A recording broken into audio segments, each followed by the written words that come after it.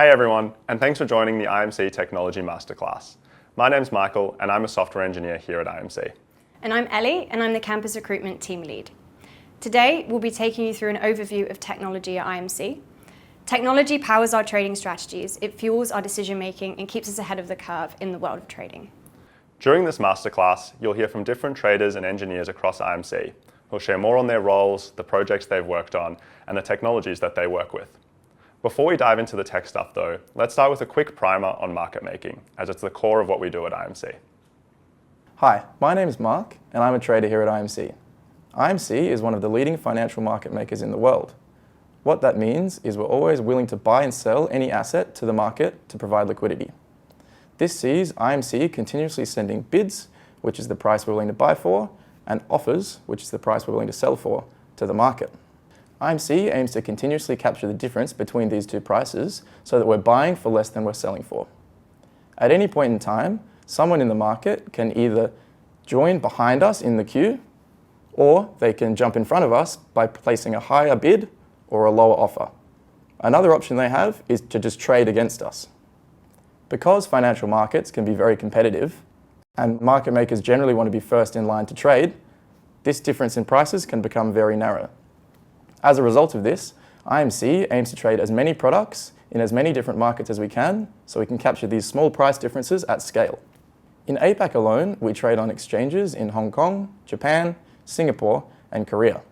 An exchange is a place where people come to buy and sell and to transact. Back in the day, these used to be physical exchanges. So you might have seen something in the New York Stock Exchange in movies where people are yelling at each other and doing argy-bargy. But as technology progressed, over the last 30, 20 years, essentially this was made redundant by technology. Each exchange has its own unique suite of products.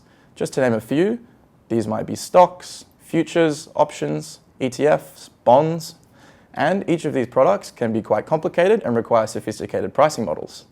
IMC has great models to do this at scale, and we price hundreds of thousands of products every second. As you may know, there are many competitors in this field. And to succeed, you need to be both smart and fast. Coming up with accurate pricing is the smarts of our system. We want to reflect both what the market currently thinks something is worth, as well as a prediction of where the price is going to go. We don't just need our pricing to be accurate, we also need to react at a nanosecond timescale to tiny events in the market, such that we can capitalize on any inefficiencies and to get the trades that we want. During this session today, we'll be drawing on parallels between algorithmic trading and Formula One racing to really bring to life what we do within technology at IMC. To me, the main similarity is the focus on cutting-edge technology. To win in F1, you have to have the fastest car on race day, and it requires you to be the best in so many different areas. The best teams in F1 are constantly innovating on their engines, aerodynamics, and the mechanics of their car. In trading, we're striving to have the smartest and fastest trading systems by pushing the boundaries of hardware and machine learning. I think another similarity is the environment. F1 has 10 teams that are competing fiercely within a tight set of rules to win, and trading is very similar, with a handful of top firms competing to be the best market makers. Competition drives us forward, because if you're not improving, you're ultimately left behind. F1 teams also have a lot of specializations within them. You have drivers, engineers, strategists, and they're all working together to create the fastest car. Let's have a look at the different roles there and how they relate to roles at IMC. Similarly, when markets open, traders are the ones responsible for keeping their eye on the market, the trades that are happening, and any news that is coming in on that day. At the end of the day, just as a driver reports back to the engineering team on how the car was driving, our traders are reporting back on how the systems were trading and identifying any opportunities for improvements. But as we just mentioned, an F1 team is comprised of many different roles. Consider the most successful F1 teams. They aren't simply the result of a skilled driver. Just as Lewis Hamilton couldn't hop into a Toyota Yaris and win the championship, succeeding in trading demands more than a skilled trader. It demands the right tools, teams, and strategies. During a race, the mission control team are on hand at all times to support the driver. They're checking the systems and monitoring any potential issues that would be invisible to them. This team would compare to our trading engineers. During a trading day, the TEs are responsible for the health of our systems, ensuring that everything is running smoothly. They're in constant communication with our traders, alerting them of any potential issues, just as mission control would with the driver. The hardware engineers are responsible for building the IMC car, our automated trading system. It's constantly scanning the market, looking for opportunities and placing trades when it sees potential for profit. Just like an F1 car, our system needs to be really fast and really reliable, since any errors have the potential to ruin our day. Our custom hardware is the lowest latency part of our system. It responds so quickly to new market events that we need it to be in the same room as the exchange, otherwise the speed of light causes our orders to arrive late. However, in F1 there's more to winning a race than just having a car that's fast on the straights and through the turns. There's a lot of other decisions that need to be made. How much fuel should we be using? What tyre pressures do we need? And when do we need to come in for a pit stop? F1 teams use simulations and backtesting to answer these questions, and we do the same at IMC. Software engineers in IMC's research team build software to gather huge amounts of data and to simulate what our trading strategy would do in a wide variety of situations. In the next part, you'll hear from IMCers that work in each of those areas, and they'll go into a bit more detail about their roles and the part that they play to keep us on track. Hi, my name's Joe. I'm one of the hardware engineers here at IMC. Just a point on the Toyota cars that was made earlier. I do have a 2008 Corolla and it absolutely rips, so I won't be hearing any flack about them. They are excellent cars. Historically, trading was done on stock exchange floors with a lot of people in a room yelling at each other. After a while, we realized that computers could do this job a lot faster than humans, so we moved a lot of trading into an automated space using computer software. Over the years, this software got faster and faster. A lot of you will know that there are many different programming languages, some of which are more performant than others. However, at some point, we did reach a wall with writing software as we were targeting general purpose computer processors. Those who know about engineering will know that there's always a trade-off between flexibility and performance. And in the case of general purpose processors, we are very flexible, but we aren't particularly good at any one task. On your computer processor, you can run any sort of application, Zoom, Excel, Minecraft, whatever it may be. But the performance at any one of those tasks is not as good as it could possibly be. So at IMC, instead of developing on CPUs, we design custom FPGAs, which are bespoke integrated circuits that just do one thing really well. And in our case, that one thing is stock trading, as fast as possible. So why do we need to be this fast? At IMC, we like to go after good trading opportunities, and so do our competitors. And in order to beat our competitors, we need to be the fastest. At IMC, our hardware engineers are responsible for developing and maintaining these FPGA chips. In some respect, FPGA or hardware engineers are the interior designers of tech. A lot of the time, we'll have these big GUIs up on our screen where we'll be looking at the chips and manually placing and routing various modules that have to fit on there. It's interesting because a lot of the problems that we come up against are physical limitations, such as all the logic we want to fit on a trading chip simply not fitting on the chip size. So now I'm going to run through an average day in the life of a hardware engineer here at IMC. So in the morning, we tend to meet together with the team and do a little bit of a stand-up to talk about what we're going to work on that day. After that, the bulk of our work is talking to traders who come up with new trading ideas they'd like implemented on the FPGAs. So from the trader's point of view, they have a trading strategy they'd like to implement, but no idea how it could possibly be implemented in a performant way. It's our responsibility to take these trading requirements, turn them into engineering requirements, and then implement, roll out, and maintain it. So once we've got the engineering requirements, we collaborate with other teams. This involves software engineers who work on C++ and Java mainly. And we design something that not only is easy and sensible to implement on an FPGA, but also makes sense within the context of the total system, because a lot of the work is going to be integration as well. Once we've got that design down, we're ready to actually design our module. Now, for those who know about FPGAs, they take a very long time to compile the designs. So when you're writing software code, compilation can take minutes or hours. For FPGAs, this could take days or even weeks. You can imagine that if it takes days or even weeks to iterate on a design, it really slows down the whole process. So instead of compiling the design every single time, we take our module that we've designed and we simulate it. This allows us to get early feedback within minutes. At IMC, we tend to have very tight feedback loops. We like to know that things are or are not working as soon as possible, which allows us to iterate and move quickly. Because as a whole, the industry does move very quickly. So we simulate, work out whether it's working or not. Once that's ready to go, we can integrate it into a design and do a process called piloting. Piloting is where we take our integrated design and we basically plug it in to an FPGA attached to a real exchange. We'll trade a little bit of small volume on it to make sure it works, test the waters a little bit, and once we gain some confidence in it, we expand it out and deploy it to more and more deployments. This is called a tiered rollout. Once our feature is rolled out and we're confident that it's working, we then enter a maintenance and feedback stage where we work directly with traders to see how it's performing, how we could potentially tweak or improve it, and other maintenance items. This is really cool because you get really hands-on experience working with traders and running analysis yourself even to see the effects of your feature on our performance. Has it improved our ability to get the trades we want, for instance? We have a pretty sizable hardware engineering team here in Sydney. However, we do work within the context of a bigger hardware engineering team across IMC. Whilst a lot of the problems we're solving are exchange specific, such as designing connectivity to specific exchanges within our region, a lot of the problems we're trying to solve are generic trading problems. So we work collaboratively with Chicago and Amsterdam in order to share as much code as possible with them, such that we aren't solving the same problem in two different locations at different times. We try to synchronize as much as possible and collaborate. Therefore, every week we like to meet up with Amsterdam and Chicago at least once to give a high-level overview of what we're working on, and then we're able to, from that point, dig in a little bit further if we find commonalities between the problems we're trying to solve. Hi, my name's Mark and I'm a trader here at IMC. The role of a trader is much like that of an F1 driver within an F1 team.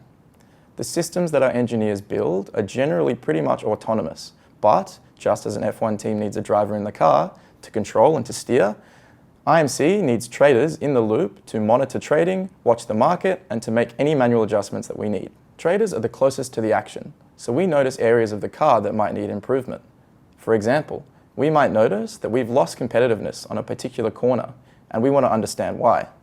Or we might see that a competitor, let's say Ferrari, has massively improved their acceleration right at the start of the race, and now they're consistently beating us at open. Trader will report back at the end of each day to discuss with engineers what our next steps are to solve the problems I've described. For example, I might work with a hardware engineer to assess what tools we have at our disposal to improve our acceleration at the start of the race. Or, using data gathered by a software engineer, I might do some analysis that shows that we're going unnecessarily wide around that corner that I mentioned from before. Then what I'll do next is implement changes to our system to reduce the width of the path that we take. So now I'll tell you a bit about what my day-to-day looks like. As a trader, I typically arrive into the office a little bit before market open. The first thing I do is read the overnight news, have a think about what these market events mean, and discuss these with my team. We're typically considering what these changes mean for our positions and how does that change our strategy for the day approaching. As we get a bit closer to market open, I'll be checking that our systems are healthy and maybe implementing some system changes.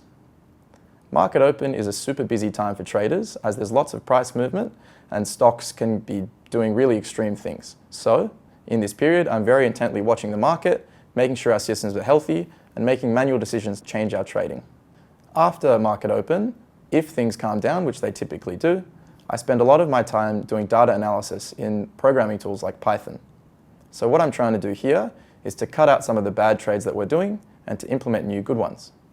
So this could be something very simple, like halving a parameter or doubling another parameter. Or it could be a little bit more involved and a completely brand new style of trading. One simple example that I can give is, say that I notice that stock A, every time it moves up a certain amount, stock B tends to follow. If I saw this, I would probably implement some automated signal to trade stock B based on stock A moving a certain amount. Hey, I'm Adelita and I'm a trading engineer, or TE, and I'm working at IMC in our execution systems. I also get to work in our machine learning systems. As part of my role, I get to work across a range of different exchanges and markets, which allows me to get good exposure to so many different facets of our business. In the F1 world, a TE would probably be likened to mission control or the pit crew. The driver in F1 can often see and feel what the car is doing, but there's a lot of issues that are invisible to the naked eye. This is exactly what it's like at IMC with our trading systems. That's why it's important as trading engineers that we keep an eye on how the system is going, how we're navigating the twists and turns, how our fuel consumption is, as well as how we're performing. Are we getting the trades we want? Are we pricing the trades the correct way that they should be? That's why, as a TE, it's important that I keep an eye on our systems and make sure we're performing at our best. If we're not performing at our best, it's important that I engage the right engineers to solve the issue as quickly as possible and get us back to trading. This can mean a few things. Maybe it'll be talking to hardware engineers or trading infrastructure engineers to make sure that we're getting the hardware that we need in order to perform our best. Or maybe it'll be a discussion with a software engineer to make sure that we're running optimally and that the correct version of our software is deployed in all the places it needs to be. As a trading engineer at IMC, my typical day will start the morning with firefighting. This means I'll be keeping an eye on our monitors after I've fired them up to make sure that all our components are starting up correctly before market open. With so many different exchanges and markets that we're covering, this makes for a very busy morning. In such a fast-paced and innovative industry, we have upgrades happening all the time to make sure that we're staying at the cutting edge. As a TE, it's important that I keep an eye on these upgrades to make sure that they're passing and rolling through to the correct versions and that all our deployments and systems are running as expected. As such, it's important as a TE that we understand everything, that we can diagnose system issues quickly and coordinate help where needed. As mentioned earlier, this can mean reaching out to different engineers to make sure that we get back to trading at our best. Often this involves reaching out to different engineers to do a deep dive into why the issue has occurred if we have an issue. I suppose this could probably be likened to coordinating the pit crew at an F1 event. Once we've worked out what the issue is, if we know it's a small change, we can do this on the fly, like a quick tyre change. But if it's a bigger issue that requires more work and coordination, we'll have to sort that out and have software engineers work out what the bigger fix is, such as replacing a gearbox, for instance. In addition to all of this problem solving, it's important that we look back on the work that we did the previous day to make sure that our optimization changes or configuration changes, such as this big replacement of the gearbox, have gone in successfully and that we're back to working optimally. In addition to all this problem solving that we're doing throughout the morning, it's important that we go back and check on any optimization or configuration changes that we did the day prior and make sure that we're powering on to the finish line. After market open and all the problem solving involved, like traders, we can take a bit of a breather. Next on the agenda could be working with traders to expand our systems to trade new stocks that they want to trade, or it could be working with developers to work out why we had a bigger issue the day before and work out how to fix this in the long run. I find that I get to interact with so many areas of the business and systems that I get a really good idea of how everything works together. With all these interactions, I get to build relationships with different engineers and individuals from different teams, allowing me to wrangle the right people at the right time to get stuff done. For example, I'll find that I'm working with Mark to expand the range of stocks that we're trading and making sure we have the systems to use these stocks. Or I may be working with Joe to diagnose any hardware issues that we're having on our FPGAs. I suppose you could liken this to mission control, wrangling the trader and the car manufacturer and mechanics in order to get our car working at its best. Hello, I'm Kimbrian and I work on the research team at IMC. Many strategic decisions are made before and during a race. Is it better to have soft tyres? Should we go wide around a particular corner? Is it better to push early in the race at the cost of more pit stops? An F1 team would have whole sub-teams dedicated to analysing these strategies and how they might apply in different conditions or different particular situations. And the fact that the problem is so complex means that there isn't any single best strategy. And even more, because it's a competition, the strategies need to evolve constantly. And it may even be the case that you need to change your strategy mid-race. In the old days, before technology was really even a thing in trading, a lot of emphasis would have been placed on the individual abilities of a trader. So for example, Mark may have been told at the beginning of a day, you can only buy at most 1,000 shares of Apple at any given time. But that would mean that at any point during the day, it's up to Mark's own ability to make quick calculations and decide what to do. So this can work really well if Mark is a superstar or if he's having a great day. But once technology entered the fray, the game started changing rapidly. Trading companies realized that they could get much more predictable and consistent results by offloading a lot of the grunt work and calculations to computers. And in the past 20 years, the rate of development of this computer-aided analysis has accelerated to an extraordinary degree. We've gone from running Microsoft Excel on a single core workstation in the 2000s to running really complex machine learning algorithms on a high-performance computing cluster now in the 2020s. My team's mission is to find ways to take advantage of all this new technology and enable our traders and researchers to trade more profitably. So on a day-to-day basis, my team's job is mostly overcoming the technical challenges presented by the sheer quantity of data that we are trying to analyze or run some machine learning algorithm over. To us, big data means many, many petabytes. So across all of the offices at IMC, we'd be collecting exchange data. So this would be trades, orders, or other market activity on a daily basis. And in some locations, the size of this data could total in the multiple terabytes per day. We also, in addition to the market data, would be collecting information that's produced by our internal components. And this can be very useful when wanting to simulate the internal workings of our software. It's not just about storing and retrieving data. We also need to figure out how to efficiently spread all the computations that we want to do on this data across our high-performance computing cluster. So we may need to figure out what the most efficient way to transfer the data between nodes in our cluster is. We may need to purchase new fun hardware for networking, such as high-performance switches or cabling. We also may need to put in a big order for some new GPUs to do machine learning. So there are two main groups that I'd be collaborating with on a day-to-day basis. The first group would be on the higher end, the quantitative analysts and the machine learning specialists. So these are people who are really involved with designing our strategies from a trading perspective. I'd be working with them to build tools and libraries that they can use to harness all of the software and computing power that we have. On the other end of the spectrum, I would also be working with hardware specialists. So these are people who know a lot about GPUs, for example, or they know a lot about networking, or they might know a lot about operating systems. And so I and my team would sit in the middle of these two groups and work closely to bring all of those ends together. I also get to work with some fun open source ML libraries that you might have heard of, such as PyTorch, TensorFlow, and XGBoost.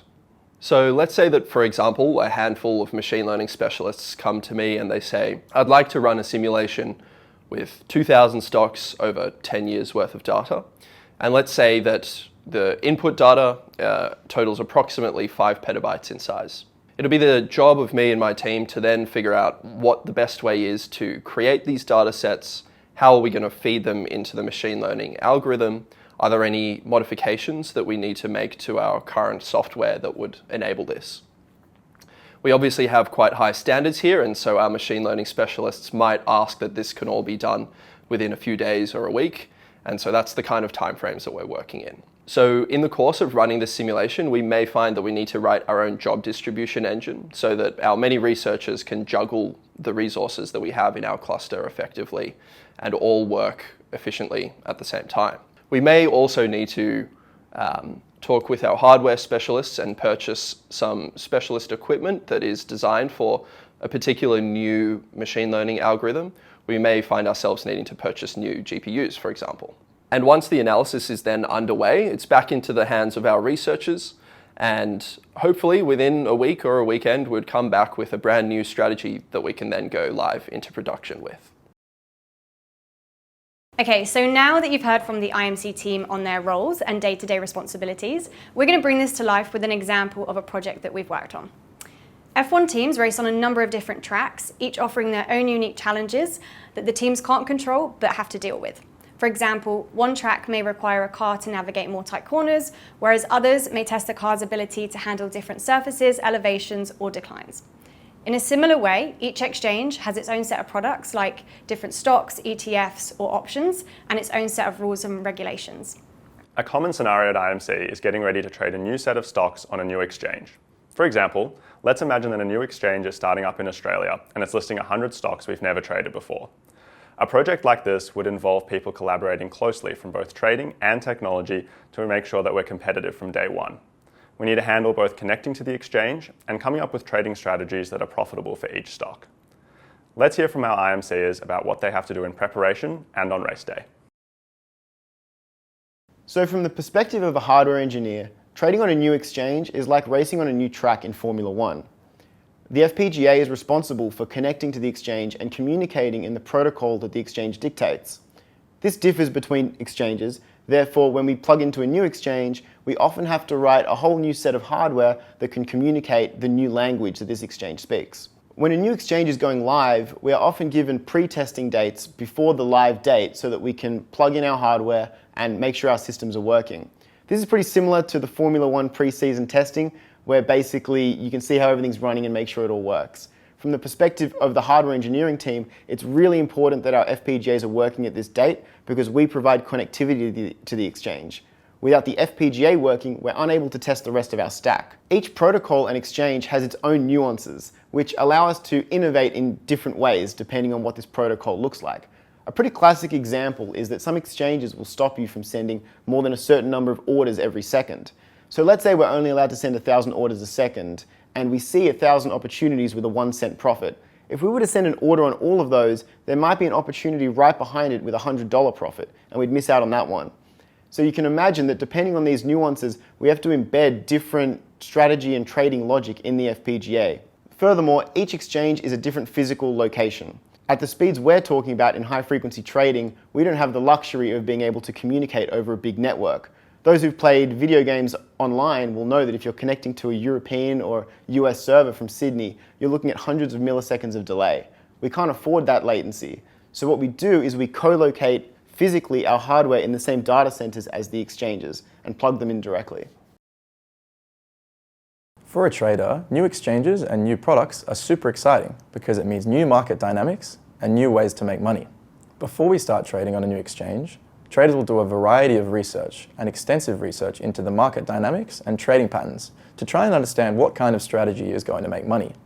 We'll then work with a variety of software and hardware engineers to try and implement, build, and then test new strategies based on what we found. For example, I might notice that this new track that we're racing is basically one long straight line. And in this case, speed is the most important thing, and strategy takes a back seat. Or, on the flip side, I might notice that this track is extremely complicated and has lots of twists and turns, and we have to make a bunch of pit stops. So I'll discuss with software engineers things like, what do we do if it rains? What kind of tires do we want to run? How fast can we take each corner, for example? Once the best strategy is determined, I'll then start doing test runs on the new track. And just like drivers, traders are giving feedback on the new dynamics, how the strategy is performing, and what our competitors are doing. And then, based on these findings, I'll work together with engineers to implement changes, and we're finally ready for race day. There's a little bit of setup required when we want to be trading new stocks or we're trading on a new exchange. Or I guess in the F1 world, you can think of this of racing on a new track.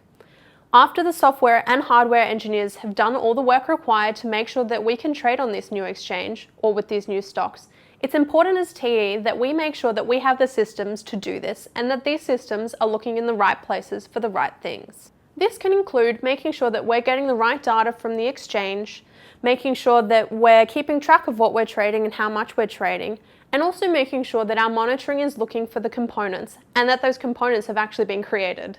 Following the introduction of new stocks, a new exchange, or a new racetrack, traders and TEs will constantly be talking to each other, talking about what they're seeing and how our systems are performing. If traders report an issue or TE spots an issue, it's important that we communicate and work together to solve the trading impacting issues as fast as we can to get back into the race. On a new track, there may be some unexpected issues that we couldn't find or identify during design and testing. While we may try, we cannot always predict to 100% accuracy all the issues that we may hit, such as differing weather conditions, for instance. As a result, we may need to make a cheeky pit stop to tweak some settings that we can't make on the fly. That's why, as a TE, it's important that I stay super focused and am able to jump in and help whenever possible. The equivalent of racing on a new track in F1 for my team would translate to trading on a new exchange or trading a new stock. In the case that we needed to trade on a new exchange or on a new stock, we'd firstly go about trying to acquire as much data as possible, typically historical data about that exchange or that stock. In some cases, it might not be possible to actually get such information, for example, if the exchange was brand new or if the stock had only recently listed. In that case, we would be leaning on our prior experience and try to pull together some data that we think would relate closely to the stock. Once we've gone into production with our machine learning model, we would then start a process of continually evaluating how it's going. So that means we'd be running simulations and running backtesting on a daily basis. We'd be working closely with researchers to implement any incremental improvements during this, and we are then able to take forward these incremental improvements anytime we want to trade a new stock or on a new exchange. So that brings us to the end of the masterclass today. In summary, just like F1 is a competitive technology race, so is trading at IMC. We need to employ the smartest traders and engineers to succeed. So hopefully today, we've inspired you to consider a career in trading or technology at IMC. Thanks for joining us.